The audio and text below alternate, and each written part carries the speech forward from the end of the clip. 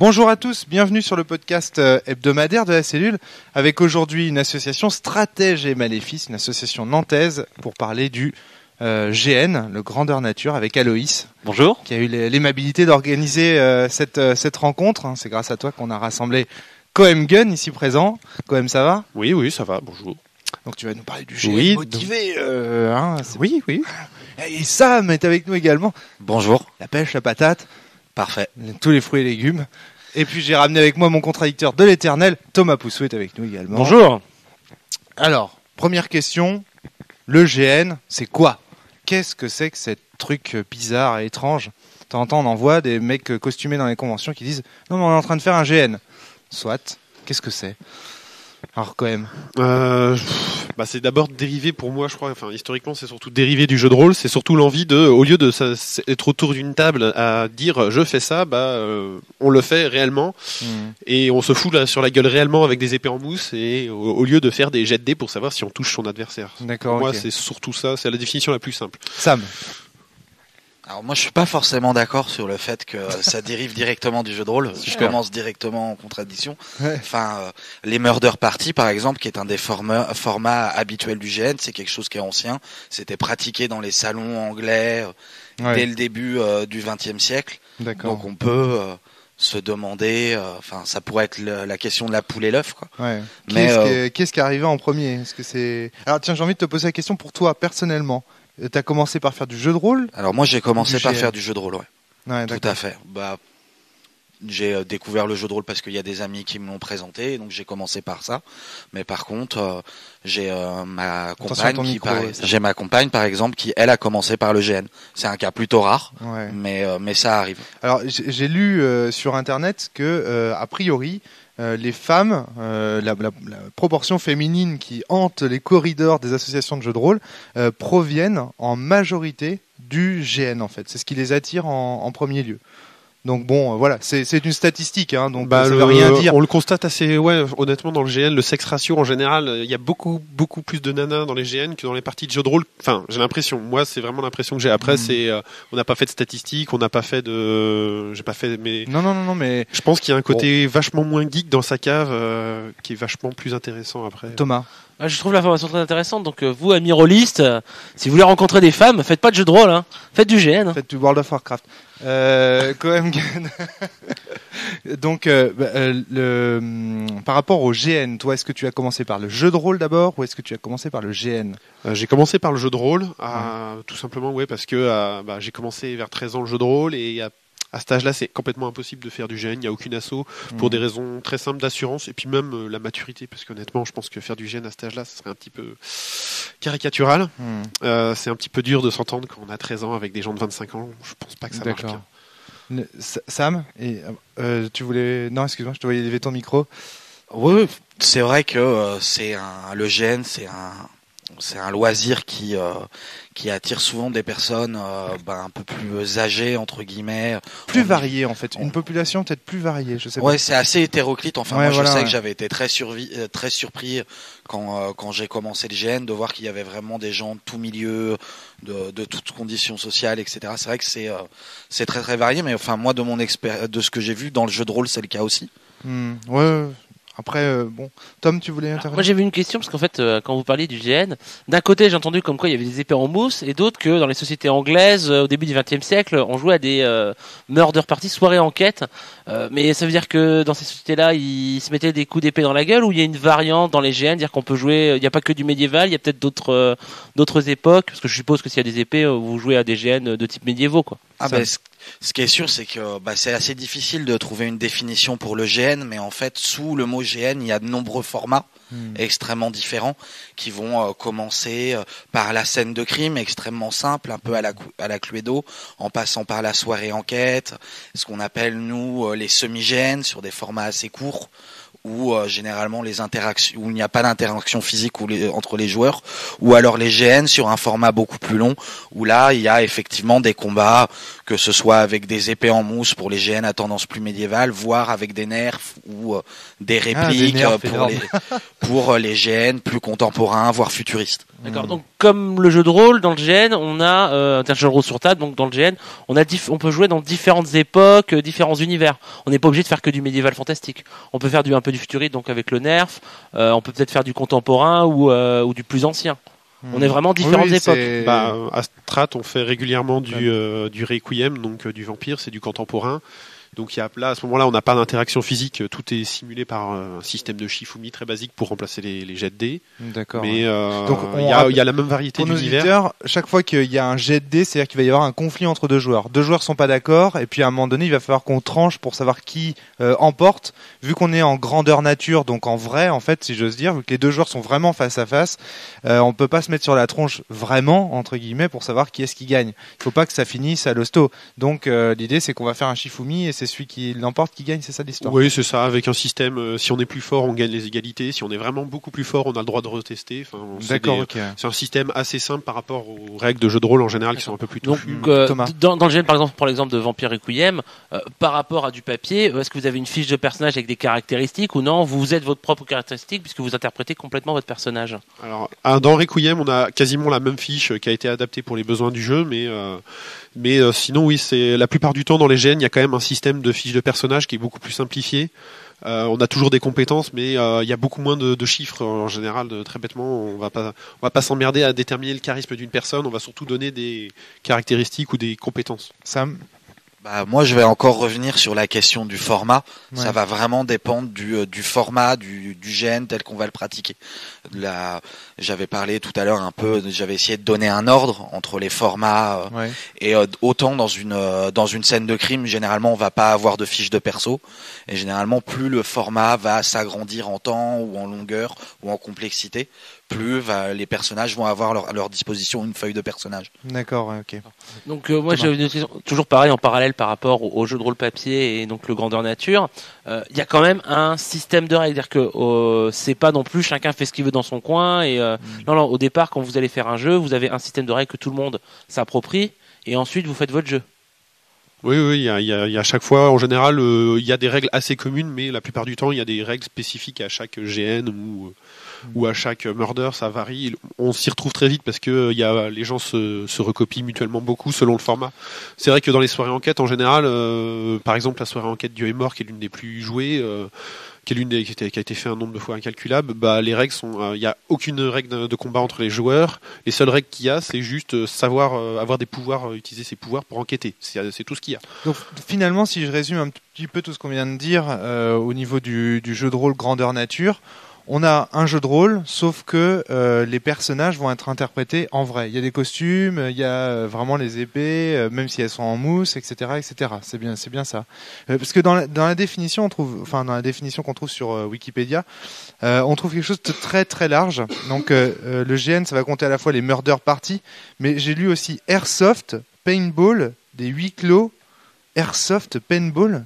C'est du GN. Et tu t'entendais parler de nerfs tout à l'heure, Sam? Aloïs? Bon, je vais prendre un exemple.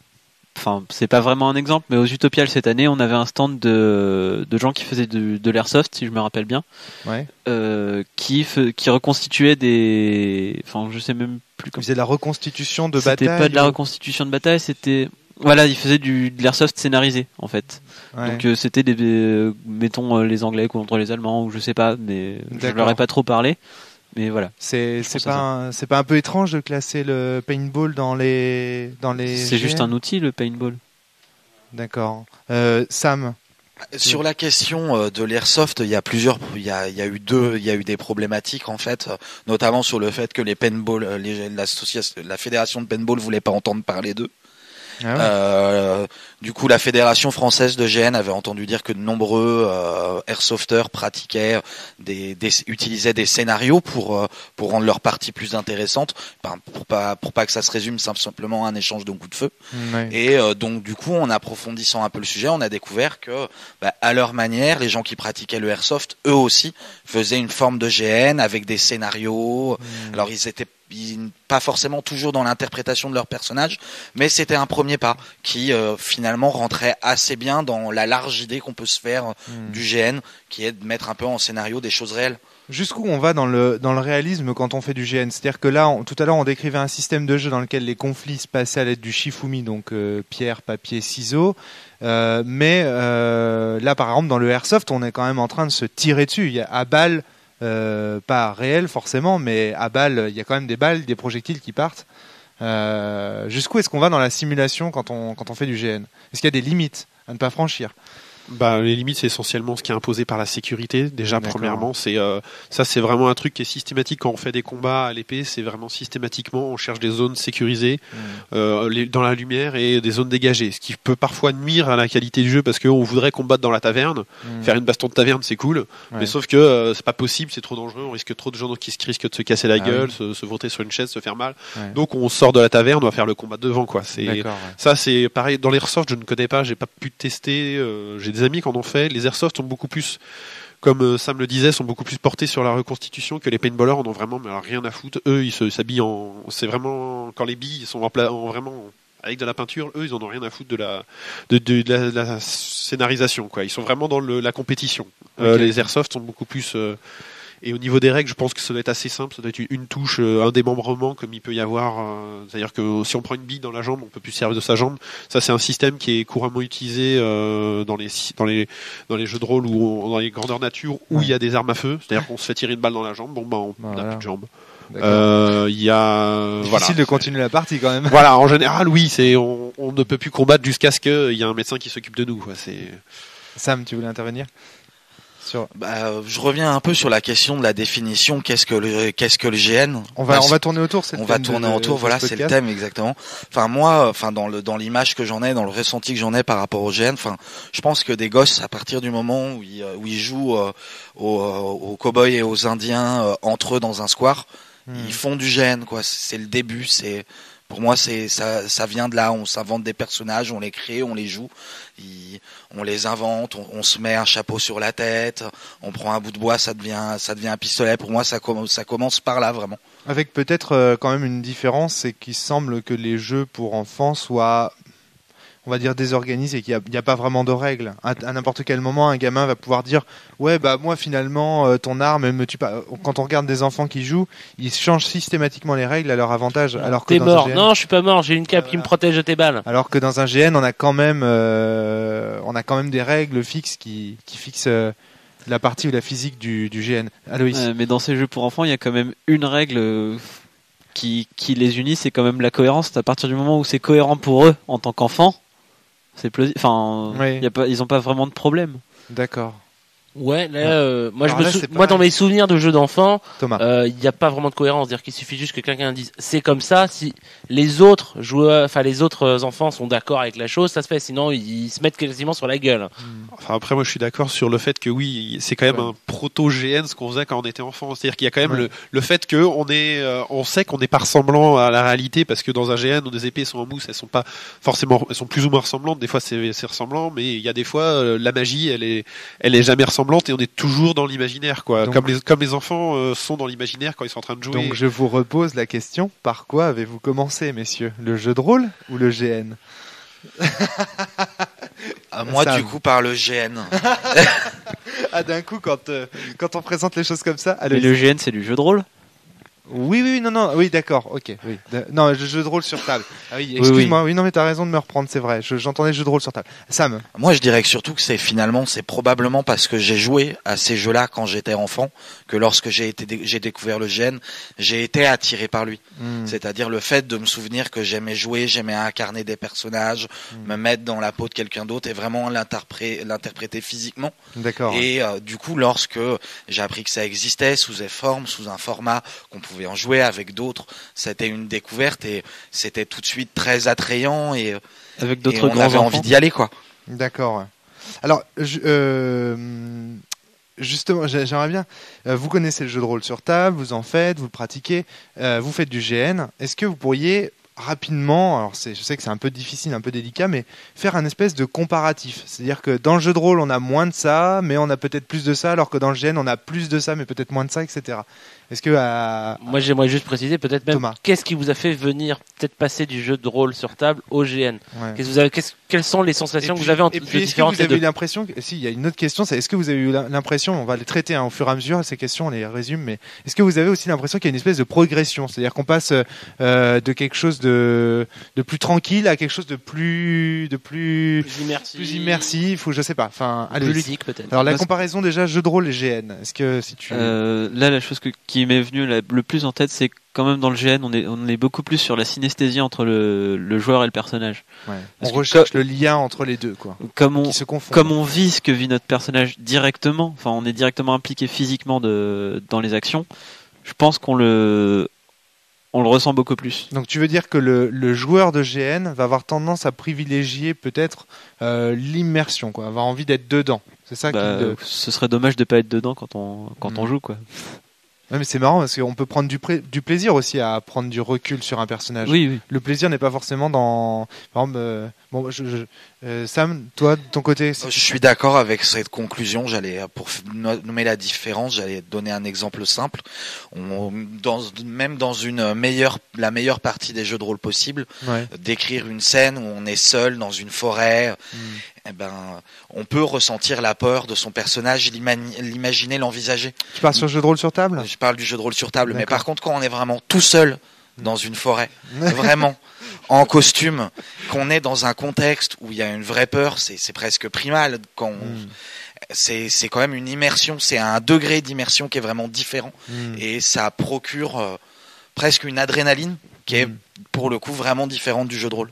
Oui, ça je suis d'accord. C'est vrai que le côté, la vraie peur qu'on peut ressentir. Moi, c'était les premiers GN que j'étais fait en vampire. J'ai vraiment flippé devant le prince, quoi. Quand je devais me présenter à lui, j'avais vraiment la même peur que le petit débutant, le petit vampire qui débarque dans la cité, qui doit se présenter à un prince qui peut le tuer d'un revers de la main, quoi. Tu y crois ça ?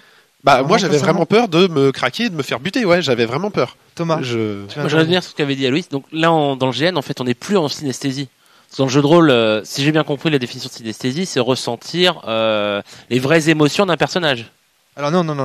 Ah. Non. Alors, donnez-moi une définition de la synesthésie. Rapidement, ce que c'est que la synesthésie, c'est quand tu fais ressentir à un joueur une sensation proche de celle qu'au même moment tu fais ressentir à un personnage. Typiquement, ton personnage de Cthulhu est face à Nyarlathotep et il a peur de mourir. Tu vas faire ressentir au joueur de la peur en lui disant lance ton dé et si tu fais pas 100, t'es mort. Là du coup le joueur qui s'est attaché à son personnage va faire rouler son dé avec un stress intense et le fait que le joueur soit en train de ressentir un stress intense est en synesthésie, on va dire, avec le fait que le personnage lui aussi soit en mode stress intense. Voilà, donc c'est ça. Mais c'est notre peur. Le théoricien, le défenseur de la synesthésie ne soutient jamais que la sensation du joueur et la sensation de son personnage sont strictement identiques. Voilà. Ce sont des sensations qui sont peut-être proches, mais à aucun moment on ne peut dire qu'il y a un vase communicant. Ce que je disais, c'est que la synesthésie est beaucoup plus proche. Je dis pas qu'elle est totale, mais c'est quand même. Les sensations que tu ressens en tant que joueur sont proches de celles que ressent ton personnage. Beaucoup plus proches à mon avis. Voilà, mais justement, par les exemples qu'on avait. Si, c'est les mêmes. Ouais, attends, excuse-moi Thomas. Vas-y, finis ce que tu voulais dire. Après, on passera la parole. Je voulais dire dans les exemples qu'on a donnés, quand tu étais seul dans la forêt, Sam, toi, tu as eu vraiment peur. Donc, tu avais vraiment peur. T'as pas ressenti la peur de ton personnage. Toi, en tant que joueur, t'avais vraiment peur, quoi, d'être tout seul en costume, qu'il puisse t'arriver des choses. Pareil pour l'exemple quand tu nous as parlé de quand tu es devant le prince vampire, où là, t'avais vraiment les boules. C'est toi qui avais les boules. J'avais les boules et mon personnage aussi avait les boules, parce que c'était. Mais c'est vrai que oui, il y a des fois un désaccord entre. Je sais que moi, j'étais parfois. Comme on l'a tous ressenti, le personnage est dégoûté et le joueur est mort de rire parce que en GN ça arrive aussi, il y a le gros décalage là, ça arrive aussi parce que le joueur est mort de rire, le personnage vient de se faire massacrer, mais c'est tellement beau ce qui vient de lui arriver que on est mort de rire, le joueur est mort de rire, le personnage est dégoûté. Ça c'est très intéressant aussi. Sam, tu voulais ajouter quelque chose? Pardon. Non, je disais je suis d'accord, c'est pas vraiment de la synesthésie selon tel que tu l'as présenté ou défini, c'est des sentiments qui sont qui superposent quoi. Les sentiments qui sont ressentis qui sont ressentis par le joueur sont les sensations qui devraient être ressenties par le personnage dans la situation dans laquelle il est. Oui, ouais. En fait aussi, la grosse différence moi que je vois entre le GN et le jeu de rôle sur table, c'est qu'en général le jeu de rôle sur table, on est 4 un peu contre le MJ. que en général dans le côté alors, plus ou moins contre l'univers, c'est assez rarement dans le jeu de rôle quand même, faut dire, avoir la table qui se met sur la gueule.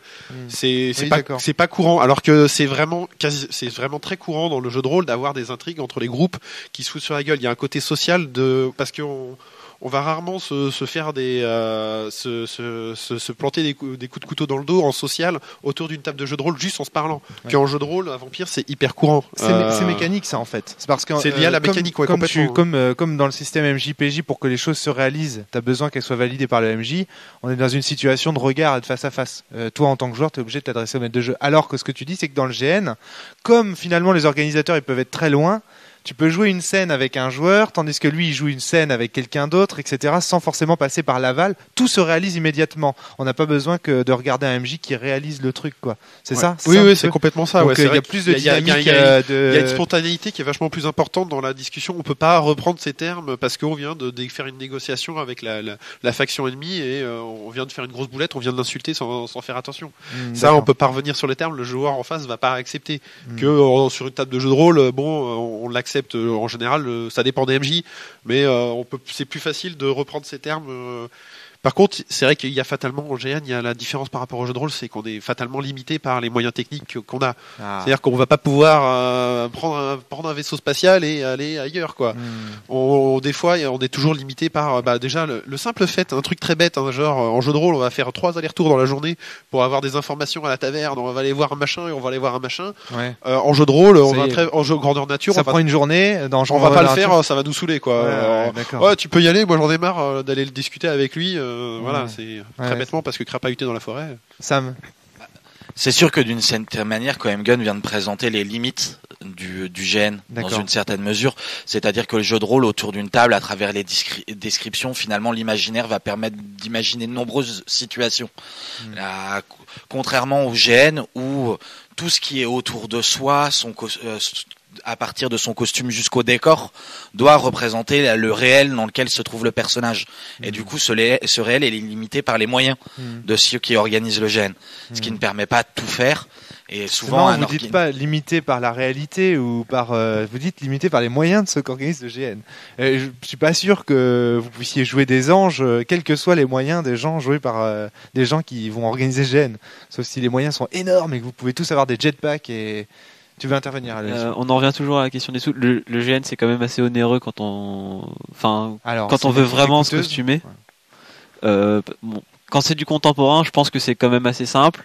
Le Medfan, on a tous ses habitudes, mais quand on va arriver sur des choses beaucoup plus techniques, comme du futuriste ou du steampunk, à mon avis, typiquement, ça va revenir quand même plus cher. Après, il s'agit pas non plus de se ruiner à chaque fois, et que les costumes sont exploitables. Ouais. Thomas, Moi, je voudrais dire, est-ce que dans le GN, on ne peut pas garder une partie d'imaginaire? C'est-à-dire que dans le GN, moi j'imagine, quand quelqu'un veut se mettre sur une épée, on imagine une épée en mousse, ils vont se taper sur la gueule, tout ça c'est fait. Et pour le coup du vaisseau spatial, est-ce qu'on peut pas dire, vous allez dans telle pièce, c'est le vaisseau spatial? Alors, nous, en jouant avec Requiem, avant on jouait à Vampire la Camarilla, c'est juste qu'on est passé du système à l'autre. Ouais. Et il y a un système américain pour le jouer en GN qui s'appelle, excusez mon anglais, Mind's Eye Theater, le théâtre de l'imaginaire, tel qu'on l'a traduit, qui invite évidemment largement à imaginer que ce qui n'est pas réalisable par les moyens de décoration soit imaginé. Le problème, c'est que pour nous, c'est presque devenu une blague. C'est-à-dire qu'à un moment, on met un élément de décor et on se dit oui, de toute façon, on va imaginer que c'est ça, c'est le théâtre de l'imaginaire. On arrivera à s'y mettre. Mais la réalité, c'est qu'à un moment, on est dans une telle phase d'immersion, souvent dans le GN, que l'imaginaire, il est très difficile. Enfin, moi, par exemple, j'imagine quand je suis dans un GN Medfan, des fois, ça arrive que sur le site, il y a une bagnole qui traîne. Ouais. Ah ben, même si tu sais que ça reste très, très difficile de l'occulter, d'imaginer qu'elle est pas là. Donc, c'est quand même très important et ça favorise l'immersion, justement. D'accord, ouais. Donc c'est des détails qui comptent.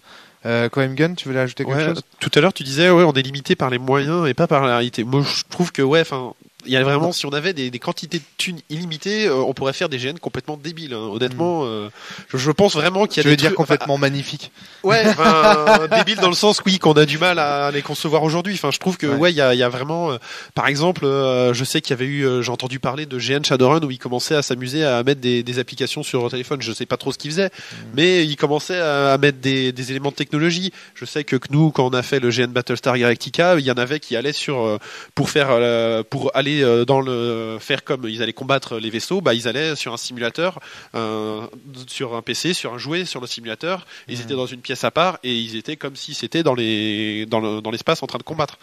Donc je pense que c'est pas la réalité le problème, c'est les moyens et les temps que les gens peuvent investir quoi. C'est Sam. Moi j'ai vu un GN Starship Trooper où pour représenter la chute du vaisseau et des soldats sur la planète, on avait mis les joueurs dans un camion décoré en vaisseau, on les avait fait rouler sur une vieux chemin de terre de montagne, histoire que ça bouge dans tous les sens, que c'est chaos, etc. Au dernier moment, on leur a ouvert la porte et là il y avait des costumes d'insectes plutôt crédibles et ils y étaient quoi. Je veux dire, ils débarquaient, c'était leur vaisseau, ils étaient sur la planète, ça canardait. Donc je pense que quand on se donne les moyens, on n'est pas si limité que ça. Dans le GN, il y a quand même, ça s'est pratiqué depuis longtemps, il y a des trucs, il y a des astuces, il y a des effets spéciaux, il y a quand même beaucoup, enfin, moi j'ai vu pas mal de trucs qui sont vraiment impressionnants. Les limites sont pas si énormes que ça en réalité. On voit vraiment que ce qui compte quand on vous écoute, c'est vraiment ça, quoi. C'est le fait d'y être.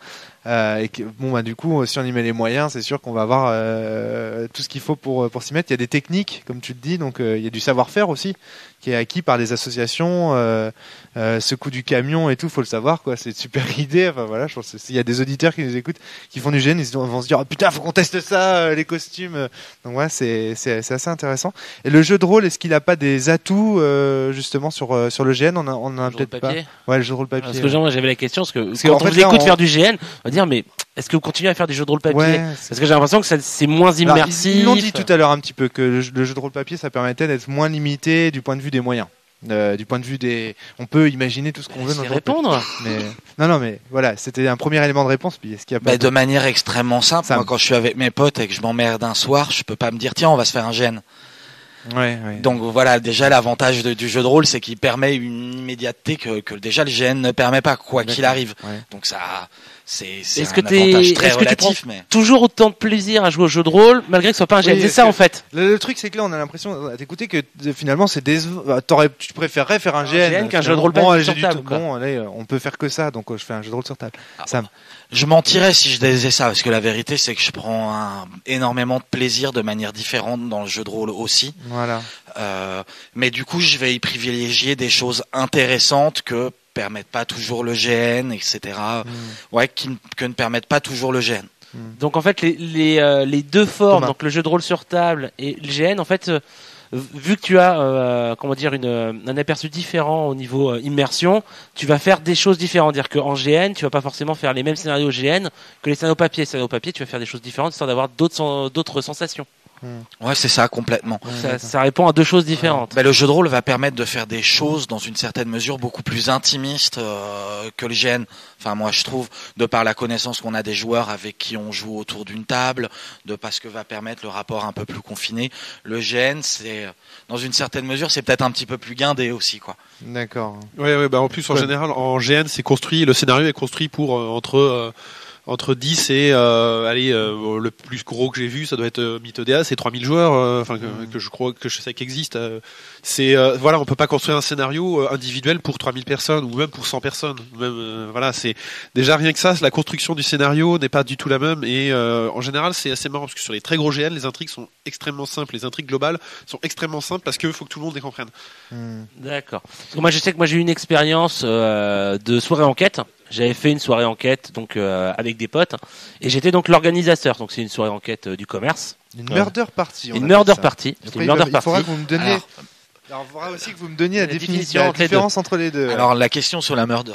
Je me permets d'en profiter pour passer un petit coup de gueule sur le podcast. Ah dis donc, je voulais en parler. Un petit coup de gueule. Alors le coup de gueule sur le mot murder party qui a été déposé par une entreprise. Et qui fait qu'aujourd'hui, en théorie, les les associations bénévoles comme nous qui organisons des murder parties depuis très longtemps n'ont plus la possibilité d'organiser ce terme pour faire de la communication autour de ce type de jeu. Donc il y a normalement toujours un endroit où on peut participer à une soirée enquête. Ouais, voilà, maintenant on parle de soirée enquête de murder. Mais bon, voilà. Donc sur le site de la fédération GN, il y a un petit passage où on peut signer pour signaler que nous aussi on est contre la déposition de ce nom. Alors c'est un procès qui a eu lieu en juillet 2007 contre une association carte blanche qui a déclenché l'événement. Effectivement, ce qui s'est passé, c'est que une société privée appelée Distortion a déposé le mot Murder Party, donc a attaqué en justice la pauvre association carte blanche parce qu'elle l'avait utilisé pour décrire une des soirées qu'elle organisait. La petite blague sur ce terme, c'est que j'avais trouvé une bonne dizaine d'associations qui, dans leur statut, avaient déposé ce terme-là bien avant leur déposition. Effectivement, il y a un courrier qui a été envoyé. C'est à l'AFNIL ou je sais plus. C'est l'INPI, c'est l'INPI, pardon, excuse-moi. C'est à l'INPI que le courrier a été envoyé, qui recense en fait le nombre pléthorique d'utilisations qui ont été faites du terme Murder Party, effectivement. Ça, c'est une question qu'on pourrait se poser aussi. Est-ce que vous pensez qu'on a le droit, comme ça, une entreprise privée a le droit de déposer un terme aussi générique que celui de Murder Party? Non, bande de salauds, de capitalistes de merde. Et pourquoi? Voilà, ce terme a été utilisé près d'une centaine d'années. Enfin, c'est comme si aujourd'hui je voulais déposer le terme porte ou, enfin, j'en sais rien. Ça me semble complètement absurde de vouloir utiliser déposer un terme qui n'a pas été inventé par eux et qui est utilisé depuis des dizaines d'années. Enfin, c'est juste pour moi une manœuvre purement commerciale pour essayer de couler leur concurrence proche, quoi. Enfin, alors, est-ce que vous savez comment s'est finie cette affaire? Parce que quand même, c'est un procès qui a commencé en 2007. Aujourd'hui, il devrait peut-être y avoir quand même des nouvelles, non? Moi, à ma connaissance, c'est toujours en stand-by. Attention micro. C'est toujours en stand-by, ouais. Pareil, ils n'ont toujours pas tranché. Après, c'est la justice. J'ai eu récemment des problèmes avec la justice. Je sais que c'est minimum 1 an et demi entre chaque décision des fois. Donc surtout que c'est pas des trucs urgents comme ça. Là, donc. Ouais, puis je pense que ça intéresse pas grand monde. Ouais. Je crois que si, moi. Enfin, grand monde en dehors des généistes et des rôlistes qui peuvent être ulcérés par une telle démarche. Mais la réalité, c'est que c'est probablement pas un dossier qui est sur le haut d'une pile, quoi. Alors, juste pour revenir, la définition, la différence entre le GN et la Murder Party, est-ce qu'il y en a une? En général, les Murder Parties sont plus dans des formats courts, sur une soirée ou sur une... Après, je suis pas expert, j'ai pas l'impression qu'il y ait une différence entre soirée enquête, Murder Party. Pour moi, c'est à peu près la même chose. Ouais. C'est juste que soirée enquête, c'était un terme qui avait été utilisé par comment ça s'appelle? Je crois que c'était Asmodée qui avait fait les boîtes. C'était Asmodée qui avait fait les boîtes à l'époque. Murder Party, donc c'est surtout des formats courts, plutôt dans l'intérieur en général. C'est plutôt des espaces confinés où il y a quelque chose à résoudre, un truc précis à résoudre. C'est plus des formats plus petits. En général, après, les GN, c'est plus quelque chose de plus gros et ça peut être que sur une journée et c'est pas, enfin, ça peut être plus gros. C'est pas forcément, pour moi, surtout la Murder Party, ça se limite à, il y a un événement principal à résoudre, des trucs autour et c'est un nombre limité de personnes. Après, d'accord, ouais. La distinction est assez floue dans ma tête. Ça me une idée. Il y a un meurtre et puis on doit enquêter pour résoudre l'affaire avec en gros, c'est dans ça. Une Murder Party. Ouais. Souvent, c'est le principe. Ouais, après, évidemment, au bout d'un moment, on s'écarte du principe de base parce qu'à un moment, un meurtre, ambiance Agatha Christie ou Cluedo, beaucoup de gens ont fait le tour. Donc, du coup, maintenant, on trouve des murder parties qui ne tournent pas forcément autour d'un meurtre, mais qui peuvent tourner autour de sujets différents. Mais je pense que Cohen Gun l'a assez bien résumé. C'est un format court qui tourne autour d'un sujet précis qui concerne tous les personnages. C'est une version des 10 petits nègres à l'infini. Thomas, tu voulais reparler? Alors, donc je voulais repartir de j'étais quand même. Grosse parenthèse. En fait, ce que je voulais expliquer, c'est que donc moi j'avais fait une soirée enquête ou une Murder Party où j'étais organisateur. Ouais. Et donc la soirée s'est très bien passée, tout le monde s'est bien marré. Mais si je dois faire une différence entre la soirée enquête et un scénar que je peux faire quand je suis MJ, c'est que j'ai l'impression d'être moi en tant que meneur, donc dans la soirée enquête, être passé à côté de la soirée. Parce qu'en fait, je passe mon temps, parce que là c'était dans l'idée, en tout cas au niveau des règles, c'était qu'à chaque fois qu'un joueur voulait faire une action, devait venir voir donc de venir me voir, me donner des points d'action qu'il gagnait au cours du jeu, me dire voilà je souhaite faire telle chose et je lui donnais l'information en fonction de ses recherches. Et c'est vrai que par rapport à une table de jeu de rôle où on a à peu près la même chose, vu que c'est tout le monde autour de la table, moi en tant que meneur, je participais beaucoup plus activement à la partie que dans une soirée enquête. Donc je voulais savoir, est-ce que vous avez déjà fait des soirées enquête ou des GN, est-ce que vous avez ressenti ce genre de choses par rapport donc au jeu de rôle sur table, ou non, là c'était à moins un cas exceptionnel et que dans le jeu de rôle les meneurs ont quand même une possibilité d'interagir dans le jeu. Sam. Moi, j'irais même beaucoup plus loin que toi. Enfin, pour avoir été ce qu'on appelle compteur à Vampire Requiem, c'est-à-dire sur le format GN, semi-GN, et pour avoir été orga sur des GN de 2-3 jours, je dirais même que en tant qu'orga ou compteur, c'est difficile. On voit pas le jeu, on se bat, c'est physique. Souvent, on prend pas de plaisir. C'est complètement différent du rôle d'un meneur sur une table de jeu de rôle. On est racé, effectivement, comme tu l'as dit, on voit rien du jeu et c'est normal. Alors il peut arriver en tant qu'orga ou compteur qu'on arrive à se trouver un petit moment de plaisir parce qu'on va incarner un PNJ pendant une demi-heure, 1 heure, on va s'accorder la possibilité d'interpréter un personnage, de faire du roleplay. Mais la réalité le plus souvent, c'est qu'on est en train de gérer ce qui se passe dans le jeu et que cette gestion, c'est pas un plaisir. La plaisir, à la limite, dans le GN, enfin pour moi, il va se trouver autre part. Il va se trouver dans la réussite d'avoir organisé une activité qui aura fédéré et offrir du plaisir à plusieurs personnes. Et du coup, mon plaisir, il va être à la fin quand les joueurs vont venir me voir, me serrer la patte en me disant putain, je me suis marré. Quand même. Ouais, je suis assez d'accord. Hein. Être orga en GN, faut vraiment remercier à chaque fois les orgas parce que ils en chient tout le temps. J'ai fait les mêmes murders en tant que joueur d'abord là, et après la refaire. Après en tant qu'orga, c'est pas pareil du tout. Enfin, je me suis vraiment fait plaisir à la jouer et à l'organiser. C'est pénible. Hein, je le ferai pas tous les mois. Hein. Enfin, Donc si on compare le jeu de rôle grandeur nature et le jeu de rôle sur table, moi je sais que nous on essaie de considérer que le MJ sur un jeu de rôle sur table est un joueur comme un autre, avec des pouvoirs différents par rapport aux autres joueurs, mais ça reste un joueur. Alors que là, orga dans un GN, c'est pas un joueur. Il a vraiment un autre rôle totalement différent. Là, j'ai une question à vous poser là-dessus. Parce qu'il y a quelque chose qui me semble très ambigu dans le vocabulaire des GNistes en général, et c'est cette notion de joueur. Tout d'abord, comment est-ce qu'on peut avoir un personnage non-joueur dans un GN ? Quand on y réfléchit, c'est très bizarre. On dit par exemple, j'ai lu un article dans lequel à un moment donné, le GNiste expliquait, écoutez, c'est bien simple, moi c'est facile, lorsqu'un joueur meurt, je lui donne à jouer un personnage non-joueur. Et je me suis dit, mais un joueur joue un personnage non-joueur, je ne comprends pas. Quand même, je te voyais tiquer, puis après Sam. Non, Sam, vas-y. Tu veux la version langue de bois ou la version non langue de bois ? La version langue de pute, c'est toujours celle que je préfère. Non, alors je pense qu'il y a déjà, il faut différencier plusieurs choses. Je pense que souvent dans l'inconscient d'un organisateur de GN, un PNJ, ça va être un personnage qu'on n'a pas envie de confier à un joueur parce qu'on a envie de pouvoir le driver pendant le jeu. D'accord. C'est-à-dire on a envie de pouvoir intervenir sur ses décisions, intervenir sur ses positions, et à ce titre donc on va le choisir d'en faire un PNJ pour avoir un contrôle que de fait on ne s'autorise pas à avoir sur un joueur. D'accord, donc le PNJ ce serait un personnage dont l'organisateur contrôle la destinée, si j'ose dire. En grande partie.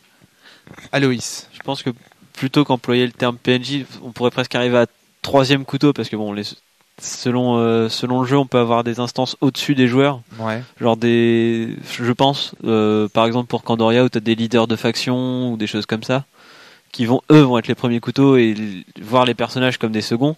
D'accord. Et le PNJ, finalement, ça va juste être des personnages mineurs, presque qui n'auront pas de nom.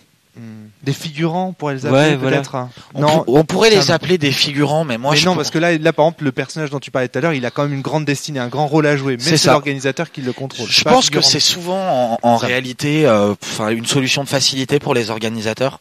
Enfin, je sais qu'actuellement on est en train de commencer à débuter la création d'un futur GN. Une solution de facilité de proposer à des joueurs. Oui, nous parce qu'à la finale si on se dit voilà, on a une intrigue qu'on veut mettre en place, un élément de scénario, mais on n'a pas envie de le confier à un joueur parce qu'on a peur que ça rate, on a peur que ça échoue. Donc on va se mettre une solution de sécurité, on va le confier à quelqu'un qu'on a confiance. Et nous, par exemple, dans le projet qu'on est en train de se mettre, on s'est posé une limite. On aura probablement des PNJ, mais les PNJ, ce seront que des rôles que finalement un joueur ne pourrait pas interpréter sur 2 jours. C'est-à-dire le paysan qui vient pour gueuler 5 minutes parce qu'il est pas content parce que les vaches pissent du sang. Voilà, le but c'est de faire rigoler les joueurs pendant 1 heure. On va pas donner ça à un joueur parce que c'est pour donner de l'ambiance. Mais par contre, si c'est un rôle important avec des intrigues clés, etc., pourquoi choisir la solution de facilité de donner ça à un PNJ alors qu'on peut donner cette responsabilité à un joueur? Et c'est souvent un rapport de confiance vis-à-vis du joueur. La question du PNJ, de mon point de vue. Quand même. Ouais, donc les PNJ, je suis d'accord avec Sam, c'est vraiment une notion de la liberté. Qu'est-ce qui différencie? C'est le personnage joueur, il a une liberté tant qu'il respecte son background. J'y pensais. Ouais. Tant qu'il respecte son background, et même les orgas iront rarement voir un PJ parce qu'il respecte pas son BG. Enfin, ça peut arriver, mais après c'est vraiment les PNJ sont en général tout aux ordres de l'orga, quoi. Ils obéissent à l'orga. C'est surtout ça la vraie. Et en fait, j'ai l'impression que les PNJ sont dans le secret du scénario. Ouais, ça dépend, mais la plupart du temps, oui. Il y a un côté le joueur qui interprète le PNJ. Alors bon, il faudrait lui trouver un autre terme que PNJ. C'est très confusant en fait. Ouais.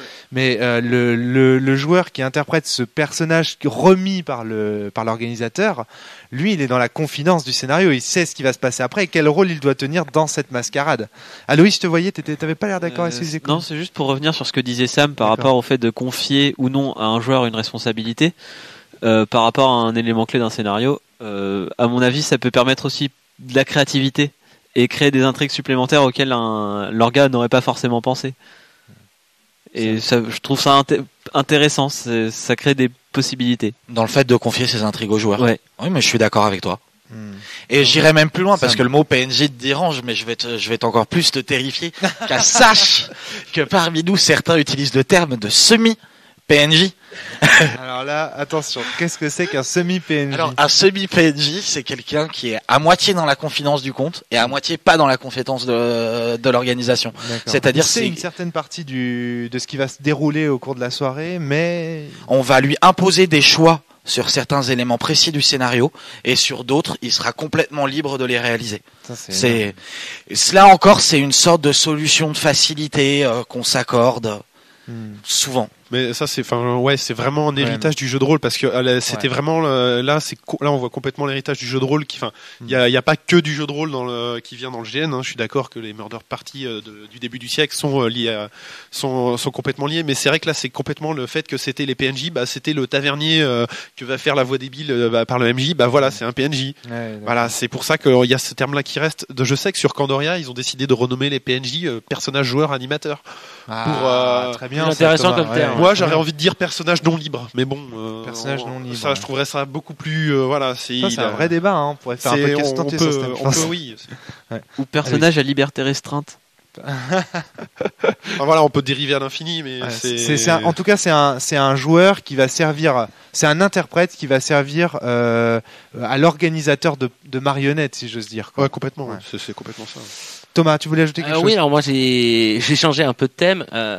Quel est l'espace de créativité d'un joueur dans une partie de jeu de rôle GN? Attends, c'est exactement le même thème. Je suis pas d'accord. Ça c'est bon. Très bonne question, Thomas.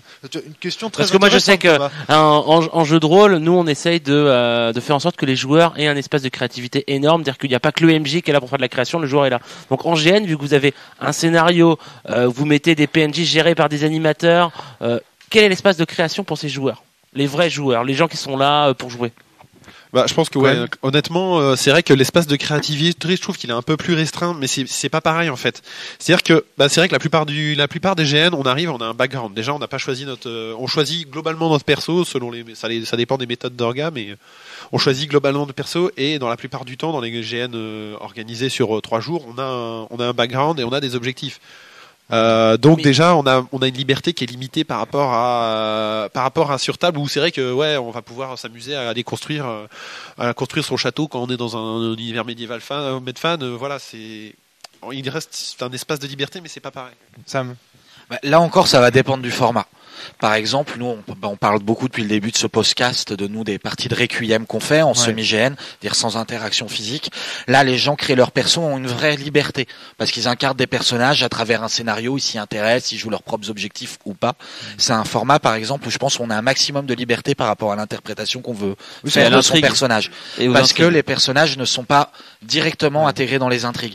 Dans des GN sur plus grand format, souvent les GN qu'on voit sur 3 ou 4 jours, les scénarios sont écrits et on donne une trame au joueur qui va s'inscrire où il va indiquer le type de personnage qu'il veut jouer. Mais après, la réalité, c'est que ce sont les organisateurs qui écrivent le personnage, qui écrivent son background.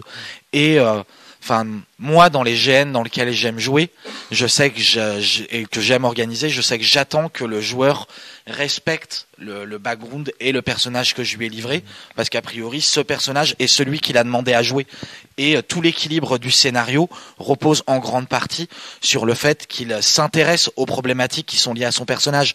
Si à un moment on met une problématique de Diz No Good, un personnage devenir calife à la place du calife, et puis que le joueur, en arrivant sur le GN, il décide de complètement s'en désintéresser et il joue pas ce rôle qu'on a prévu pour lui pendant le GN, à un moment va tout avoir un équilibre lié à la globalité du scénario du GN, fondamentalement, qui va être potentiellement remis en cause. D'accord. Ouais. Et donc, en ça... C'est assez intéressant. L'organisateur attend que le joueur joue son rôle.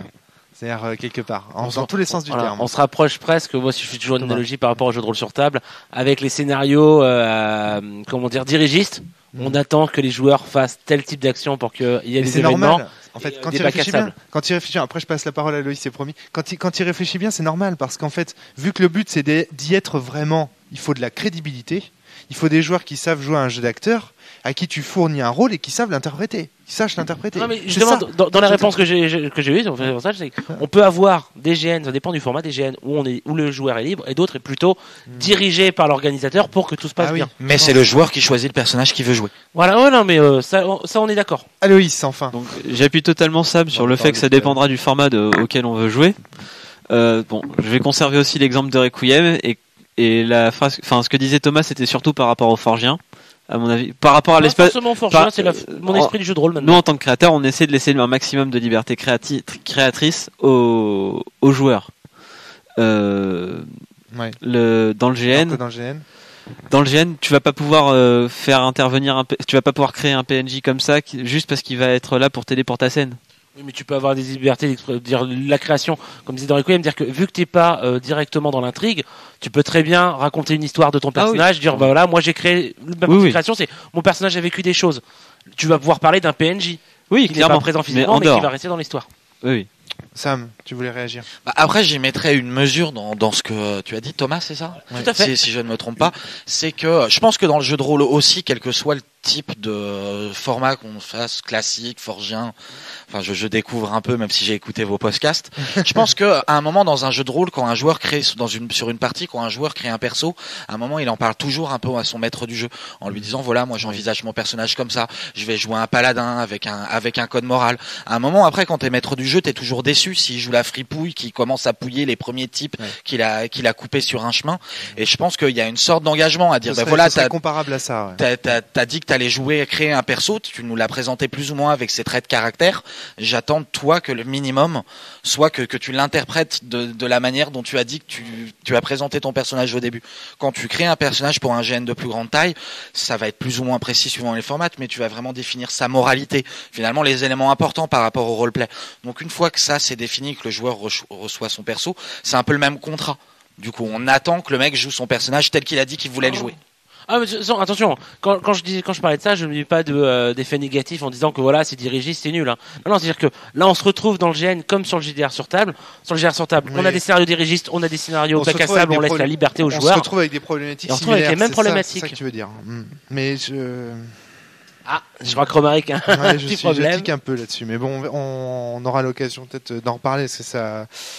On va changer de sujet, parce qu'on a pas mal parlé déjà d'organisateurs, de PNJ et tout ça. On aura peut-être l'occasion d'y revenir au cours des prochaines questions. Moi, une autre question que je voudrais vous poser quand même, c'est par rapport à l'économie de cette activité. Comment est-ce qu'elle survit en France? Est-ce qu'elle est chère, coûteuse? Aloïs en a un petit peu parlé tout à l'heure. En organisation, en préparation. Est-ce qu'on peut vivre du GN Coem, c'est une question qui vous laisse froid. Alors, parce qu'on t'entend vivre par du GN, c'est avoir des organisateurs qui sont salariés. Ouais, voilà, par exemple. À vous écouter, on a l'impression que c'est une économie qui n'existe pas. Alors, l'essentiel, passionnés. J'ai envie de dire 99% du GN, c'est fait par des bénévoles. Il y a, pour moi, à ma connaissance, il y a quelques trucs de murder party qui sont faits pour des sociétés, comme. Et oui, c'est ça. Distorsion c'est qui, ça, c'est, en fait. mais ça, et en fait, moi, j'ai envie de dire, c'est pas la murder comme on ferait nous, quoi. C'est un truc c'est un format destiné aux entreprises. Moi, de ce que j'avais été voir leur site. J'ai peut-être pas été assez clair. Ça s'achète un GN ou pas? Est-ce qu'on peut acheter des GN dans le commerce? Est-ce qu'il y a un commerce du GN? Et si oui, comment il se présente? Alors, il y a un commerce du matériel de GN. Ça, il y a, je sais pas, c'est surtout de ce que j'en connais, il y a quelques boutiques qui font ça à côté. Par exemple, à Nantes, il y a Bayac qui s'est un peu spécialisé là-dedans. Il y a... Répète le nom.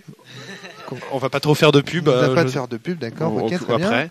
Je sais que l'essentiel du matériel, en général, il vient d'Allemagne parce que là-bas, les GN sont. Oui, alors j'ai vu des catalogues allemands de GN. Les catalogues allemands sont absolument incroyables. Il y a une économie qui est beaucoup plus développée. Il y a quelques d'accord. Il y a quelques gens qui vivent autour de la création de l'objet autour. Des gens qui vivent de l'organisation de GN, ça va être de la murder pour les sociétés. Il y a un début en France avec Andoria où c'est une société qui l'organise, mais pour l'instant, de ce que j'en sais, ils n'ont pas de salariés. D'accord, ok. Sam, la question a l'air de te à moi, Mkourousse. De te dégonfler. Vas-y, explique. Non, enfin, moi, Mkourousse, parce que de l'expérience fait des gens que j'ai pu côtoyer. Voilà, tous les gens qui essayent de faire du GN une marchandise, c'est des gens qui n'aiment pas les GN pour moi. D'accord. Voilà, dans les gens que j'ai rencontrés, voilà, c'est-à-dire qu'ils vont. Ça c'est le problème, c'est qu'on a envie de donner tout ce qu'on aime, mais il y a la réalité, quoi. Ouais, mais il y a la réalité. Moi, je suis d'accord. Et Romaric franchement, est bien placé pour en parler. Ouais. Si je pouvais vivre du GN en vendant du GN, je le ferais. Moi, ce qui me dérange juste, c'est que les quelques personnes qui essayent de vivre et vendre du GN que je côtoie, c'est des gens qui n'ont pas beaucoup de respect pour cette activité et surtout qui n'ont pas de respect pour ceux qui la font vivre. Parce que par contre, en France, je parlerai pas de l'étranger parce que je connais mal, mais en France, c'est les associations, c'est les petites mains, c'est des bénévoles qui font vivre cette activité. Et les personnes qui aujourd'hui en font du commerce, ils s'appuient sur cette manne de gens motivés qui n'attendent rien d'autre que la reconnaissance et pas du tout de l'argent. Aloïs, on pourra se débattre. La plupart de l'argent qui est récupéré par les frais de participation au GN, de toute façon, il sert pour le matériel, à mon avis. Enfin, c'est quelque chose de purement. Ils veulent le but d'une association qui va faire un GN, c'est pas de se faire du fric. D'accord. Ouais. Ouais, je dirais même, j'ai pas organisé un GN bénéficiaire. La plupart du temps, les organes en ont été un peu de leur poche à la fin. Ouais. Ça arrive quasiment toujours. Est-ce que ce serait pas important que le GN devienne quelque chose qui puisse éventuellement devenir une industrie, ou au contraire, est-ce que ça te fait peur? Sam, toi, je vois. En fait, je pense. Alors, tu veux que je te dise ce que je pense? Je pense que tu as une vision de la monnaie qui est un petit peu la même que la mienne, qui est que à partir du moment où on met du fric dans l'engrenage de quelque chose, les motivations deviennent viciées parce que on fait ça pour l'argent et on fait plus ça pour le plaisir. Mais est-ce que ça tient debout, ça, finalement? Enfin, moi, je me retrouve dans le cas, j'ai créé un jeu de rôle et je me suis retrouvé dans le cas où quand je le donnais gratuitement, je perdais de l'argent, je ne pouvais pas le continuer. Et du jour au lendemain, je suis passé payant. Tout d'abord, j'ai obtenu une reconnaissance de la part des organistes rôlistes, c'est-à-dire que d'un coup, le GROG m'a considéré comme un professionnel. D'un coup, sur les forums, on a dit tiens, voilà un jeu de rôle sérieux parce qu'il est payant, etc. Et tu vois, d'un coup, en fait, mon jeu s'est mis à marcher parce qu'il est passé au payant. Tu y crois, ça? Et pourtant, c'est vrai. Tu vois ce que je veux dire? Alors que, tu vois, parfois, une activité peut devenir payante et du coup, ça en augmente la qualité. Enfin, ou en tout cas, ça en augmente la perception qu'on a de sa qualité. C'est ça que je veux dire. Non, ça. Alors, on parlait tout à l'heure des différences du coup entre le GN et le jeu de rôle, et je pense que là on rentre fondamentalement dans les différences entre le GN et le jeu de rôle. C'est-à-dire que le GNiste, au sens large du terme, il a une conception quasiment égale à zéro de ce que ça peut être le GN commercial. Contrairement je crois que attention, le rôliste c'est pareil, hein. Moi je pense. Oui, mais le rôliste, lui, il a l'habitude d'aller dans une boutique, acheter les bouquins, enfin beaucoup. Là où D'accord. Je veux dire, c'est le jeu de rôle, c'est quand même un loisir qui t'a amené souvent à aller à aller dans des boutiques, acheter des dés, etc. Moi, quand j'ai commencé, alors justement, c'est ça dont je voulais parler. c'est très différent de. Il n'y a pas de point de ce point de vue-là. comparaison. C'est ça en fait. Le c'est ce que je GN veux dire, n'existe ça, je pense. pas sur le marché en fait. Il n'y a pas de marché professionnel. Mais déjà, là, moi j'étais à Candoria en tant que PNJ ou maintenant PJA. Je me rends compte que déjà il y a un gros problème. Le simple fait de passer au statut d'entreprise, déjà que le GN est une activité coûteuse en général pour 3-4 jours, on est dans l'ordre entre 70, 100 euros ou 150, ça dépend par personne. Sur Candoria, il y avait ni la nourriture ni rien parce qu'en fait il y a des trucs très bêtes qui arrivent. C'est on peut pas payer la nourriture parce que déjà on a 20% de nos revenus qui partent dans la TVA. Que n'existe pas dans les associations. Donc déjà, paf, d'un coup, on a 20% de nos revenus qui sont greffés. Voilà, c'est... Attention à ton micro. Oui, et déjà rien que ça, on se rend compte que déjà ça va être dur de faire vivre des gens avec ça, parce qu'après il faut les faire vivre toute l'année, des gens qui travaillent là-dessus. Et il y a tout un tas de contraintes qui sont liées au fait que ce soit une entreprise. Par exemple, le simple fait d'avoir une taxe sur l'entreprise, on a un tiers des bénéfices qui sont la sécurité qui devient payante, qui devient affreusement coûteuse. D'accord. J'ai regardé le bilan de Candoria qui était un grand. Je veux pas faire de la pub pour ni Donc contre ni pour. Finalement, on se rend compte qu'il y a des problèmes liés à la fait que ce soit C'est une vrai. entreprise. Il faut qu'il atteigne une masse critique qui est énorme pour que ce soit viable. Sam. Surtout en termes de budget, je sais pas comment ils font pour tirer sur le budget global du GN pour se dégager un salaire et quelque chose qui on va faire une activité rémunératrice. Le fantasme The Game, par exemple, du film The Game, c'est-à-dire cette idée qu'on va organiser des GN pour des personnes particulières, genre pour Nicolas Sarkozy. Demain, on va lui faire un GN, ça va être son élection et c'est Marine Le Pen qui va la gagner contre lui. Voilà, tiens, super GN, ça. Vous voyez ce que je veux dire? Enfin, on peut imaginer ce fantasme de, en gros, le GN massif dans lequel on va faire participer des groupes de personnes et des entreprises qui vont payer pour ça ou ce genre de choses. Ça, non, pas du tout. Vous y croyez pas? Je vois vos regards. En fait, alors je connais pas le film dont tu parles. Ah, aussi. d'accord, ok. Déjà, ça n'aide pas. D'accord. Mais, excusez-moi. Donc, je pensais que c'était un film qui était connu de tous les GNistes, vraisemblablement non. C'est un film dans lequel en fait le personnage principal va être victime d'une association, enfin pas d'une association, mais d'une entreprise dont le but est de lui faire croire qu'il a perdu sa vie, en gros. Donc on va lui vider ses comptes en banque. Tout ça c'est fictif. On va lui vider ses comptes en banque, on va tuer sa femme, on va capturer ses mômes, on va lui faire perdre sa vie de façon fictive. Et il va y avoir tout un tas d'acteurs qui vont être là pour lui faire croire que la fiction qu'on est en train de lui raconter est réelle. Mais à aucun moment on lui dit qu'il est dans un jeu. Vous voyez ce que je veux dire? Donc et c'est un film généralement que les GNistes connaissent. Vous aurez l'occasion de le revoir, de le voir. Et donc voilà, c'est l'idée d'une entreprise qui fonctionne comme ça, quoi. Mais non, si je devais imaginer moi une entreprise qui ferait du GN en France, ce serait à mon avis des gens qui se baladeraient sur toute la France pour faire le même GN à plusieurs endroits différents, ce qui permettrait de rentabiliser les coûts de matériel, de pas avoir un temps de préparation débile à chaque fois à refaire. Et voilà, ça pourrait être un format viable pour moi. Et là, on pourrait se dire, ça pourrait devenir une marque. Tu vois, genre, est-ce que tu as fait tel GN? Parce que la 3/4 du temps, un GN qui est organisé, c'est un one shot, on le refera plus jamais. Sam. Je pense qu'il y a des associations ou des entreprises qui en France ou à l'étranger le font. Moi, je les connais pas, j'ai pas forcément énormément étudié le sujet. Ouais. Je dois dire que la question de les sous et le GN, c'est une question qui m'intéresse pas beaucoup.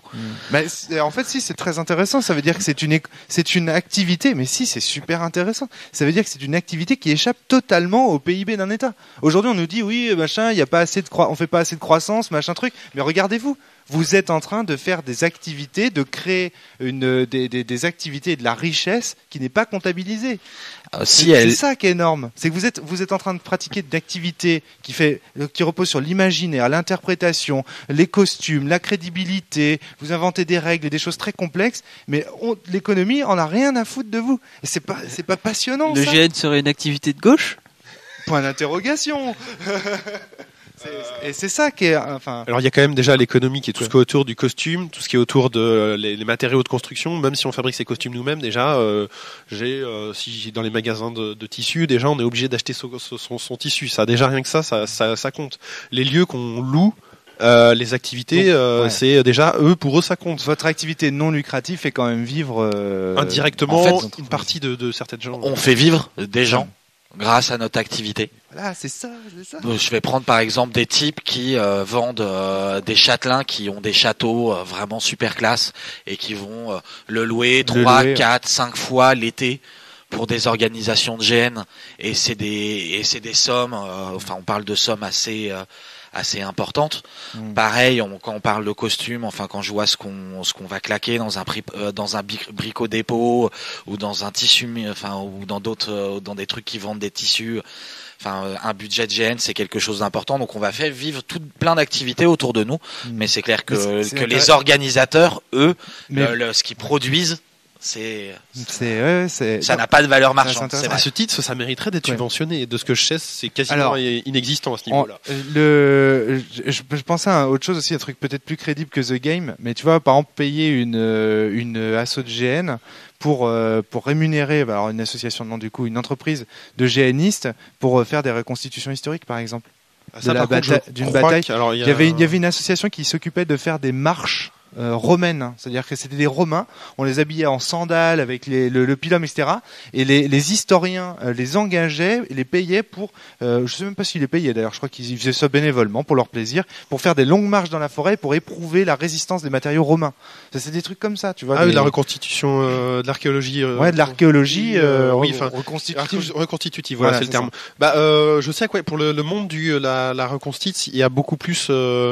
Les compagnies qui font ça sont des associations, mais qui tirent un bénéfice de ça en général. Ils sont payés quand ils vont animer la foire de Plecadoc, quoi. En général, c'est leur loisir et ils se font financer parce que ça met de l'animation dans une ville. Si une ville veut faire une foire médiévale, pour eux c'est un intérêt. Ils ont un intérêt à faire venir l'assaut. Donc, mais dans le DMJGN, c'est comme on a envie d'être dans notre coin et de pas avoir de perturbations extérieures. C'est assez dur d'en faire profiter à une commune. Sam. Non, excuse-moi. Aloïs. Je pense récemment à l'exemple d'Ansnisium, qui a été une fête médiévale à Anceny. Ouais. Où, ça a principalement été ça n'a même été que des bénévoles qui étaient costumés comme au Moyen-Âge finalement. Bon, on rentrera pas dans les détails. Pour animer, faire la taverne. Moi, on m'a proposé de faire le serveur à la taverne. Ouais. Pour faire les marchands, etc. Pour vraiment reconstruire une partie d'Anceny telle qu'elle était au Moyen-Âge. Ça, je sais pas si c'était payé, mais... Sam. Si je pensais à quelque chose, en fait, je pense qu'il y a une autre raison qui explique pourquoi souvent les gens essayent pas de faire de l'argent avec le GN.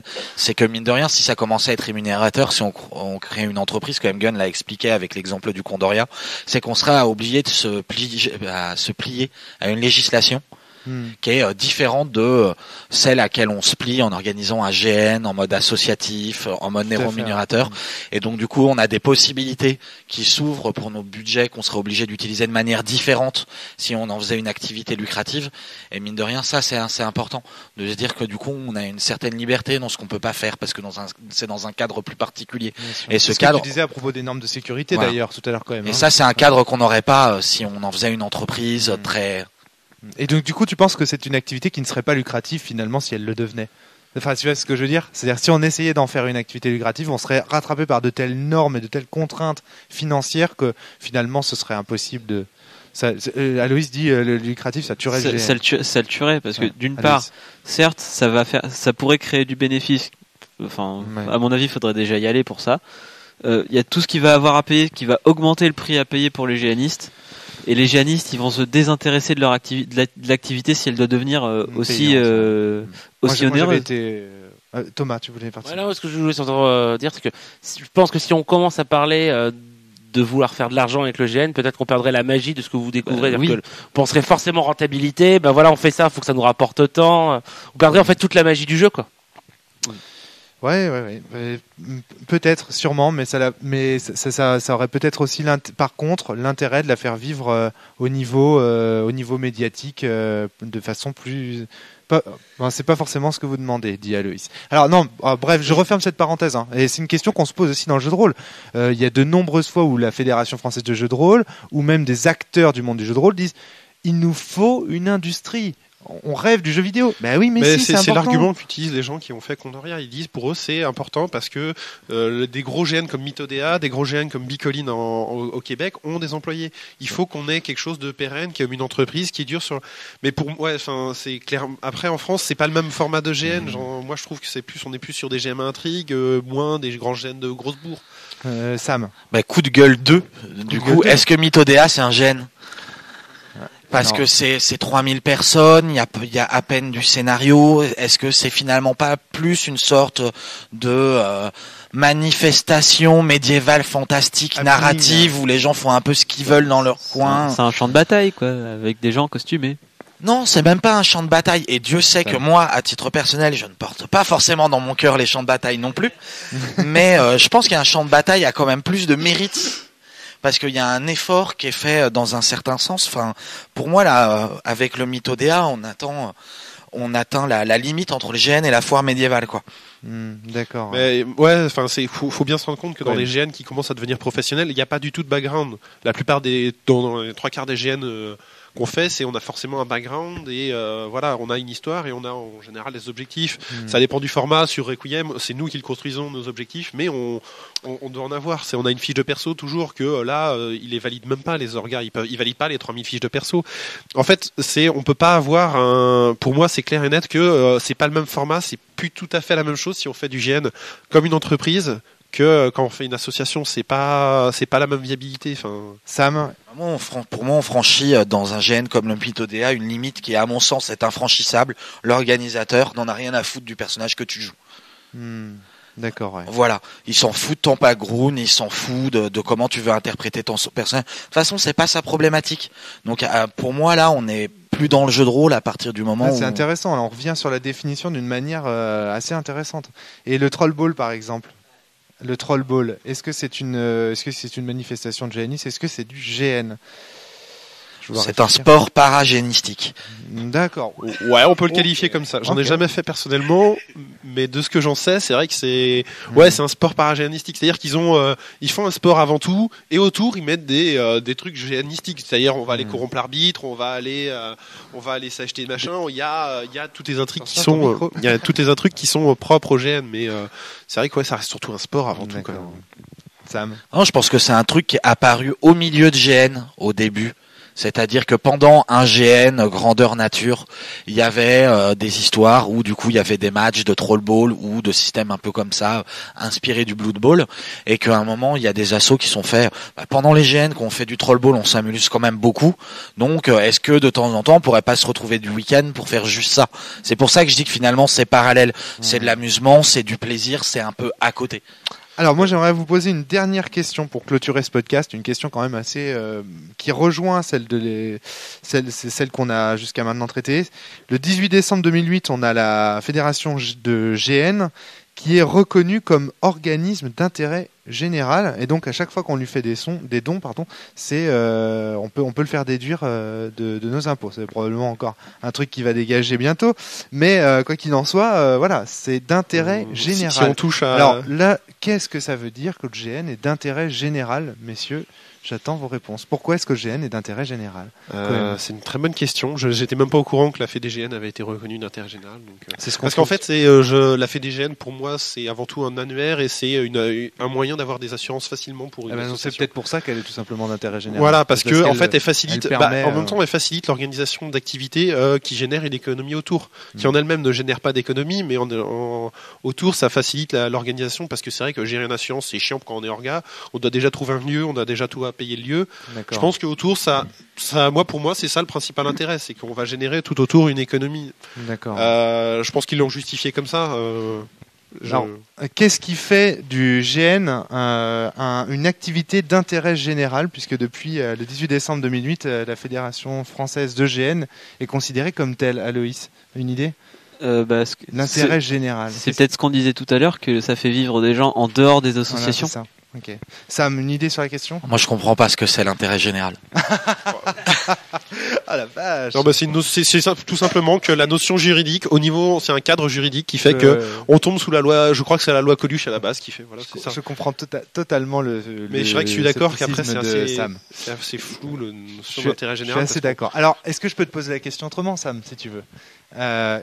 Qu'est-ce que tu penses que le GN t'apporte et apporte plus généralement à la société? Alors, moi, je vais d'expérience et de ce que j'ai pu voir, des gens que j'ai pu côtoyer, le GN apporte une aisance sociale aux gens qui le pratiquent. C'est probablement valable aussi pour le jeu de rôle dans une certaine mesure, mais vraiment une aisance sociale en public. Et moi, je l'ai vu pour de nombreuses personnes. Et ça, par exemple, c'est extrêmement intéressant. Voilà, des gens vraiment qui s'ouvrent, qui apprennent à communiquer avec les autres. Ils apprennent à le faire à travers le personnage. Et après, ils le font naturellement. D'accord. Et ça, je pense que ça permet de une certaine forme de catharsis, de dévoilement et aider à avancer dans la construction de sa propre personnalité. Aloïs. Donc je voyais Thomas remuer la tête pendant que Sam parlait. Je sais pas si c'était par rapport à ça. Mais c'est vrai qu'il remue la tête. Je sais que Qu'est-ce qu'il voulait dire? Oui ou non? Je pense, Sophie, ta compagne, qui m'avait parlé de ça justement, qu'au début de Vampire, avant de devenir prince, elle avait énormément de mal à parler en public. Et là, après, ça l'a aidé en fait. Elle est beaucoup plus à l'aise. De toute façon, on sait que le jeu de rôle dans la mise en situation apporte énormément de choses. Je dirais que le GN, Sam, Aloïs, vous diriez, et quand même, vous diriez que finalement le GN, c'est ça que ça apporte. Quand même. Ça enrichit en rencontrant des personnes déjà. Ouais, d'accord. Et puis oui, ça reste un jeu de société. Oui. Et donc ça a les mêmes qualités. C'est social. C'est une activité sociale. On n'est pas seul quand on en fait. D'accord. Et comme là, on va être au-delà des mécanismes purs. On va pouvoir côtoyer la personne au-delà du voile des règles. D'accord. À mon avis. Quand même. Ce que ça apporte en plus sur le fait de savoir parler en public ou autre, savoir faire la joute verbale, comme j'ai envie de dire, on pourrait appeler ça, qui est très présent à Vampire. Il y a aussi tout un côté autour. Ce que ça apporte aux gens, c'est soit on est très riche quand on fait du GN, et dans le cas on achète tout, ou alors on bricole. On n'a pas le choix. Donc moi, avec le GN, j'ai appris à coudre, j'ai appris à fabriquer des épées en mousse, j'ai appris... Le petit côté... fabrique, do it yourself, vient de dire Aloïs. Do it yourself. Ouais. Sam? Ouais, puis même tout simplement, ça donne une vie sociale. Enfin, ça paraît con comme ça, mais moi, pour prendre exemple, sans avoir forcément besoin de ça, ma compagne, je l'ai rencontrée en GN. Tous mes amis quasiment font du GN.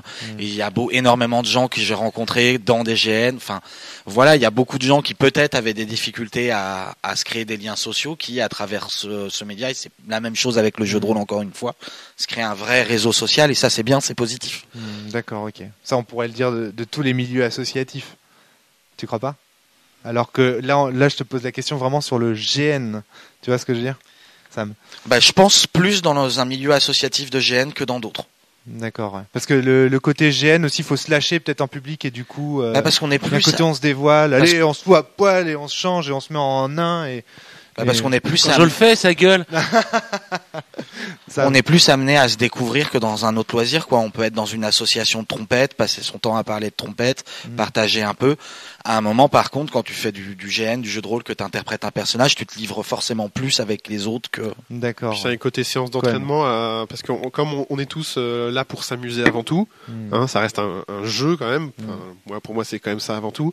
On a quand même un côté où on peut s'entraîner et à la fin, c'est genre, ouais, là tu m'as parlé comme ça, mais en fait, t'aurais dû le faire comme ça. Si t'avais vu là, t'aurais pu me baiser sur ce côté joute verbal. Ça.